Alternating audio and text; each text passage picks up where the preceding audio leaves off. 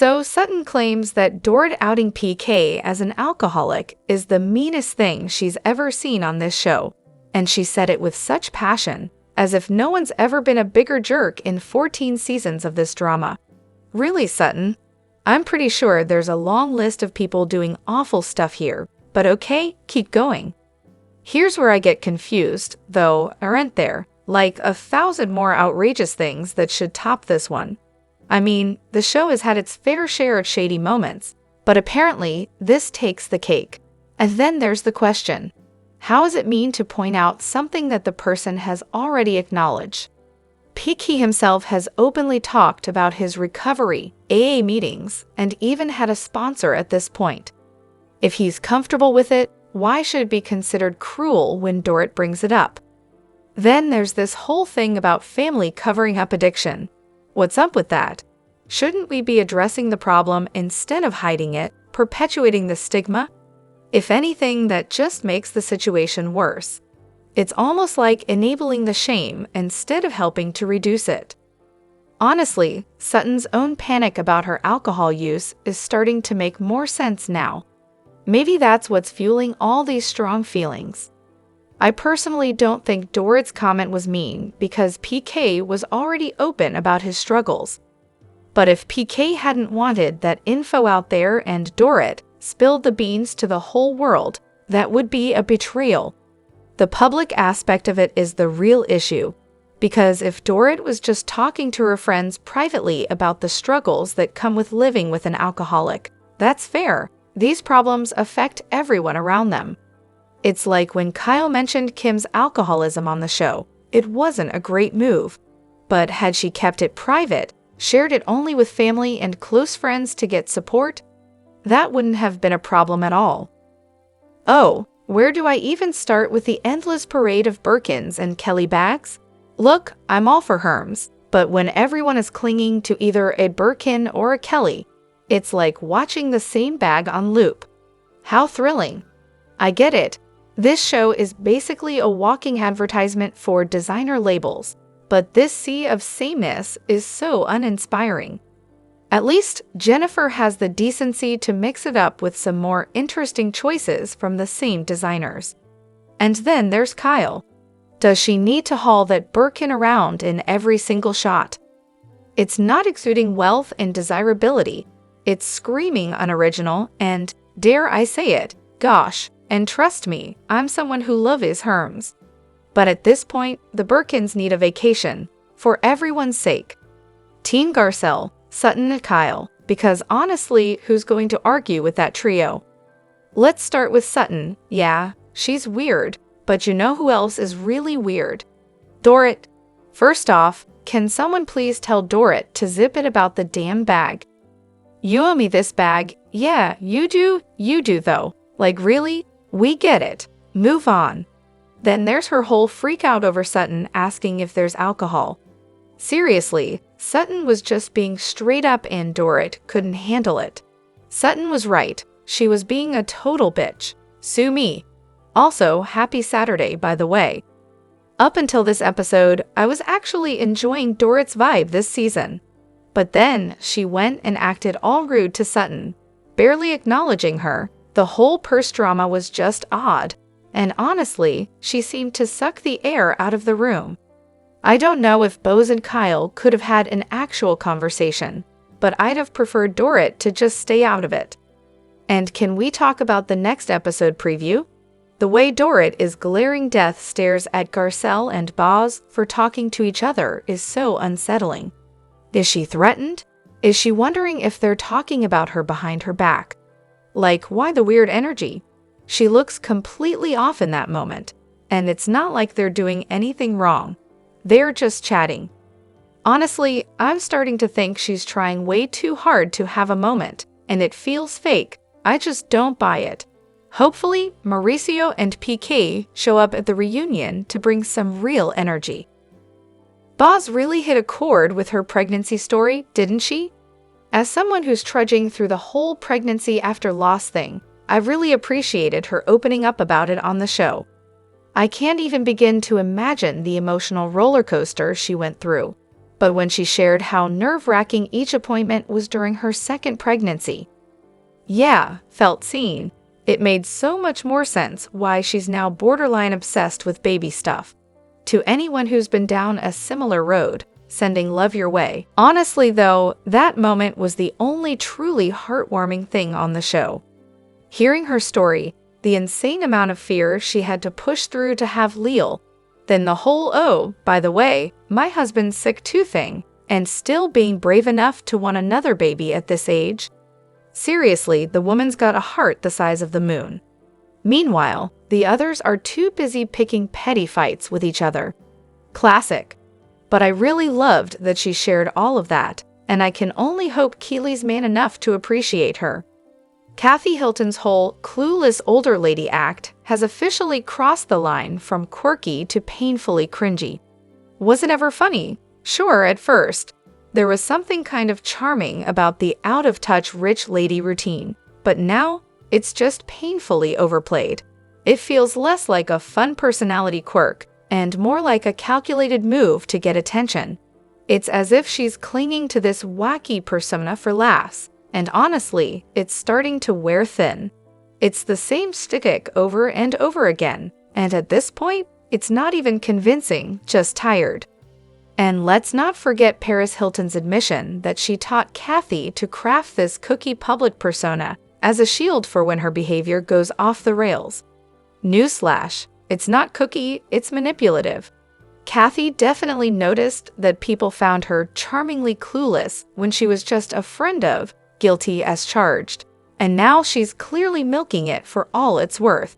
It just feels fake, and not in a fun way. More like an awkward attempt to stay relevant. Also, random side note, why does this sub keep assigning me the Tiffany flair? I keep removing it, and it just magically reappears. Now, it's saying I can't remove it because personal flair isn't allowed. Mods, help me out here. I don't even know who Tiffany is. Wow, where do I even start? I recently decided to go back and watch RHOBH from the beginning, even though I originally jumped in with Season 4, because of course I did.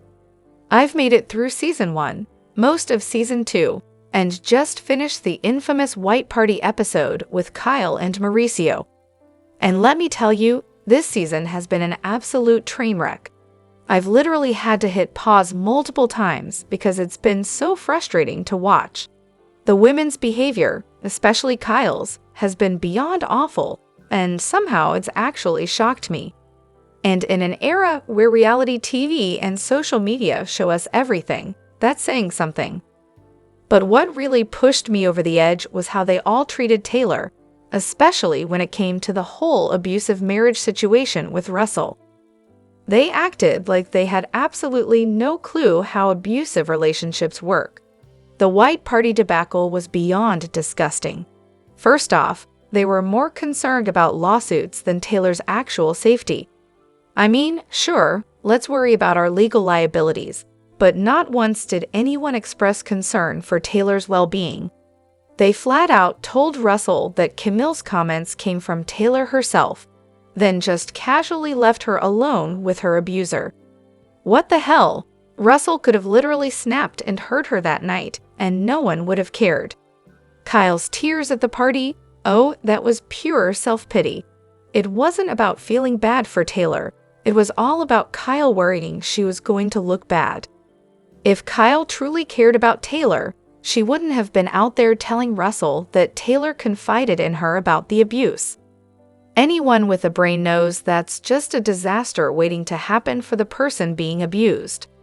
I'm seriously curious, am I the only one who thinks these women's behavior was not just disgraceful but outright dangerous? They were so focused on their image and drama that they literally put someone's life at risk. I get that it was a messy situation, but sending her home with a monster just to avoid a lawsuit? That's insane. Yolanda? Yeah, definitely not the angel everyone made her out to be. I used to think she was the bee's knees when I first watched this season, but now? She's straight up nasty to people. And honestly, if Brandy tripped in front of me on the street, I wouldn't even stop to help her up. Not even a little bit. Yolanda was real though in her own way. She didn't care what anyone thought, which sure, I can respect. She wasn't out here playing some reality show gang for the cameras. She was just living her life with her corny husband and her kids who were on their way to becoming supermodels. Oh, and let's not forget her fridge, a true legend. Rip to that fridge, though, it didn't deserve to go. And let's talk about Erica. She's another one who doesn't pretend to be anything she's not. You gotta respect that, flaws and all. Yolanda used to be my favorite.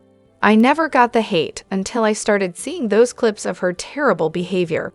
The whole Munchausen situation really hit me, though. I've got a disease that's tough to diagnose, and I get it. Sometimes you look totally fine on the outside, but are in pain on the inside.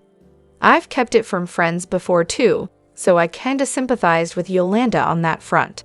But let's be real, Redditors opened my eyes to just how awful she could be behind closed doors. Do Crystal and Beauvais know each other?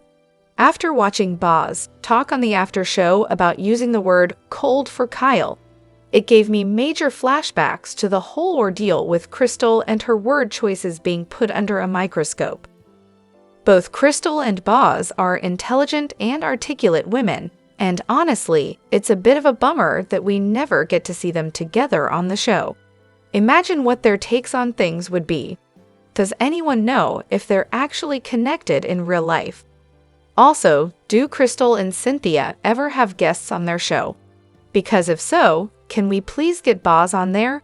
Crystal seems to know everyone. As long as Boz wasn't one of her -14 friends, they probably know each other. Has anyone else experienced a friendship breakup like Kyle and LVP? Watching their fallout is just painful. It's raw, it's real, and honestly, it's relatable. We've all had that one friend who meant the world to us, only for everything to fall apart. Even though Kyle and LVP both claim they don't miss each other, deep down, I really hope they do. It's one of those breakups that sticks with you. I've been there myself, and the pain lingers for years. It's like a wound that never fully heals. Can you ever really forget something like that? I'm not sure you can. And don't get me started on Bethany and Carol. That one was hard to watch too. With Kyle and LVP, I don't think Kyle thought things would end for good. But LVP, she slammed the door shut. On a personal note, I recently lost my best friend of 18 years. It wasn't a sudden, dramatic blow-up. No, it was more like a slow, painful death by 1,000 little cuts. She threw constant jabs at me, thinly veiled insults that wore me down over time. She was someone I thought would be by my side forever. Everyone saw us as the inseparable duo. We even lived together for 7 years. But I'm not alone in this. So many women I know have gone through the same thing. The kind of friendship breakup you never expect. People really do change, and sometimes it's just too late to go back. It's heartbreaking. Let's talk about Kathy Hilton and her whole "I'm so clueless" act. It's honestly the Michael Scott of RHOBH. Everything she says is off the wall, as if she's trying to be the lovable, airheaded matriarch of the group. Take the red, white, and blue party, for example. She gets invited and somehow misses the memo on, wearing any of those colors. But here's the thing, it's all an act. This woman had her own reality show 20 years ago and was sharp as a tack. So what's the deal? Who is the real Kathy Hilton? As for Rick Hilton, he stays out of sight like he's in witness protection. But let's be real, his crime is being married to Kathy. Then you've got the Kathy we see on Paris in Love, a completely different person. She acts like she's senile on RHOBH, but on her daughter's show, a whole new level of volatile, self-absorbed behavior. She traumatized Paris in ways that are honestly hard to ignore. How do you let your child get kidnapped and not even sit down with them to talk through it? I can't even fathom that. Let's not forget when Lisa Rinna called Kathy out, which nobody really wanted to address because, Kathy's got a fan club. Rinna was pretty brutal that season, but honestly, she was right about Kathy. At the end of the day, people are scared of Kathy. She's powerful, wealthy, and well-connected in her social circle. I've seen her on Paris in Love and read about her in Paris's book, and let me tell you, the stories paint a picture of someone manipulative, cold, and completely self-centered. She literally froze out her own sister over a TV show, and that's just what we know about. Honestly, I wish RHOBH wouldn't promote her, but hey, I guess it's all about engagement. So here we are. Okay, hold on to your hats, because I might get burned at the stake for this, but here it goes. I kinda love Camille. Yeah, you heard me right. I'm currently a few episodes into season 8. Yes, I know I'm late to the game, and no, I'm not caught up on anything beyond where I'm at. So who knows? Maybe I'll totally change my mind once I know more. But for now, let me just say, Camille is everything.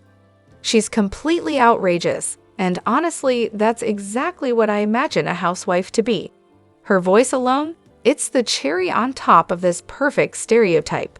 I don't know why no one else is talking about how amazing she is, so here I am, shouting it out into the void. Anyone else agree? Anyone? Look, Camille is the epitome of old Beverly Hills. She was this smoking hot blonde who was basically handpicked by a rich, much older guy to be his trophy wife. Of course, she wanted the money and the lifestyle, and let's be real, she got it. But in doing so, she became the perfect representation of what a Beverly Hills housewife was supposed to be at that time. Was she a little, well, vapid? Sure. But that didn't stop her from being amazing TV. Sure, she said some wild stuff as things went on, but let's be real, she was always the main character, on screen and in her own head.